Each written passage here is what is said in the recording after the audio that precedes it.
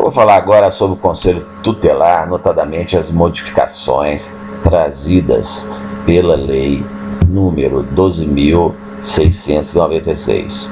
Em cada município, em cada região administrativa do Distrito Federal, haverá no mínimo um Conselho Tutelar. Então, todos os municípios devem ter Conselho Tutelar como órgão integrante da administração pública local, composto de 5 membros escolhidos pela população local para mandato de 4 anos, permitida uma recondução,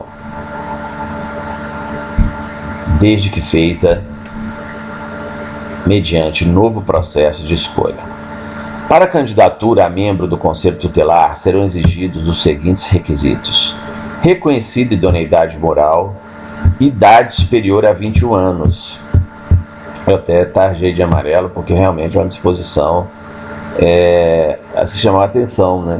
Porque, em regra, se entende que poderia ser com 18 anos, mas não, é com 21. Tem que residir no município também. Definição: é um órgão autônomo, não jurisdicional, vinculado ao Poder Executivo, porém não é órgão de governo, sim órgão de Estado. A Lei Municipal Distrital disporá sobre o local de horário de funcionamento do Conselho Tutelar, inclusive quanto à remuneração dos respectivos membros da própria Lei Municipal. Sendo que é assegurado aos membros do Conselho Tutelar a cobertura previdenciária, o gozo de férias anuais remuneradas acrescidas de 1/3 do valor da remuneração mensal, férias, licença maternidade, licença paternidade e gratificação natalina, que nada mais é que o 13º salário.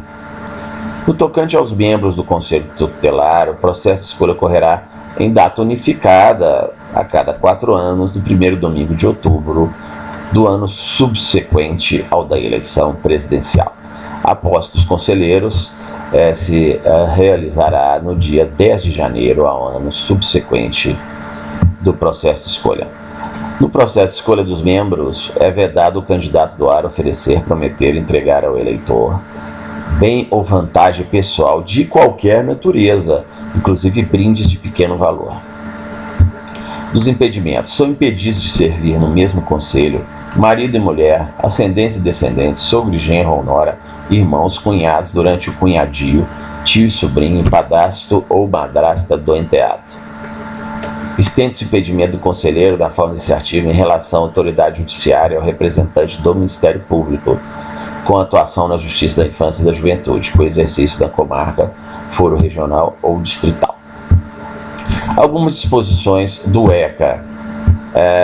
O Conselho Tutelar ele poderá representar, né, no procedimento de imposição de penalidade administrativa da competência do juiz. A autoridade se refere a essa lei é o juiz da infância e da juventude, ou o juiz que exerce essa função na forma da lei de organização judiciária local, ou seja, o que, no caso de comarcas menores, né, que acumula essa função. A competência será determinada pelo domicílio dos pais, em primeiro lugar, ou responsável; segundo, pelo lugar onde se encontra a criança ou adolescente, a falta dos pais ou responsável. Nos casos de ato infracional, será competente a autoridade do lugar da ação ou omissão, observadas as regras de conexão, continência e prevenção do juízo. A execução das medidas poderá ser delegada à autoridade competente da residência dos pais ou responsável, ou do local onde sediar-se a entidade que abrigar a criança ou adolescente. Em caso de infração cometida através de transmissão de rádio ou televisão, que atinge mais de uma comarca, será competente para a aplicação da penalidade a autoridade judiciária do local da sede estadual da emissora, tendo a sentença eficácia para todas as transmissoras ou retransmissoras do respectivo estado. Agora eu vou aproveitar para dar uma pincelada em alguns aspectos importantes do Estatuto da Criança e do Adolescente, Vamos lá. A internação antes da sentença pode ser determinada pelo prazo máximo de 45 dias. A medida de internação só poderá ser aplicada quando, por máximo de 3 anos, com liberação compulsória aos 21 anos, quando tratar-se a internação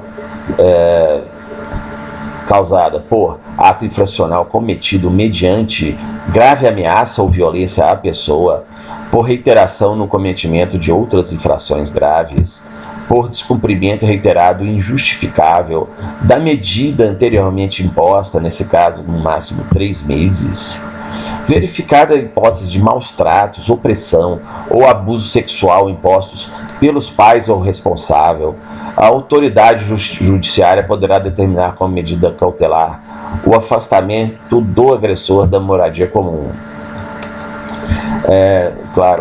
Maus tratos à criança ou adolescente. Da medida cautelar constará ainda a fixação provisória dos alimentos que necessitem a criança ou adolescente dependentes do agressor. Quer dizer, o legislador não deixou de atentar, porque se tirar o pai perto da criança e o pai for o provedor, ele terá que pagar alimentos.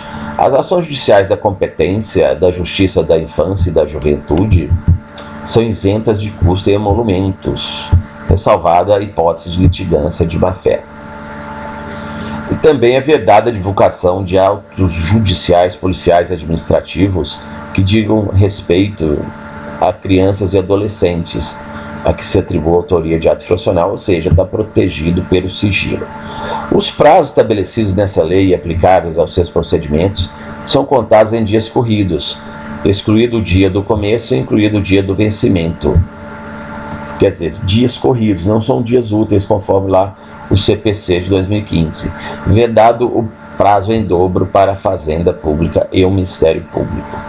Vedado o prazo em dobro para a Fazenda Pública e o Ministério Público. Dias corridos. Havendo motivo grave, poderá a autoridade judiciária, ouvido o Ministério Público, decretar a suspensão do poder familiar de forma liminar. Então tem que ser um motivo muito grave, não é? Ou incidentalmente no processo, até o julgamento definitivo da causa, ficando a criança ou adolescente confiada à pessoa idônea, mediante termo de responsabilidade. Perda do poder familiar. O prazo máximo para a conclusão do procedimento será de 120 dias e caberá ao juiz, no caso de notória inviabilidade de manutenção do poder familiar, dirigir esforços para preparar a criança ou adolescente com vistas à colocação em família substituta. A sentença que decretar a perda ou a suspensão do poder familiar será averbada à margem do registro de nascimento da criança ou do adolescente.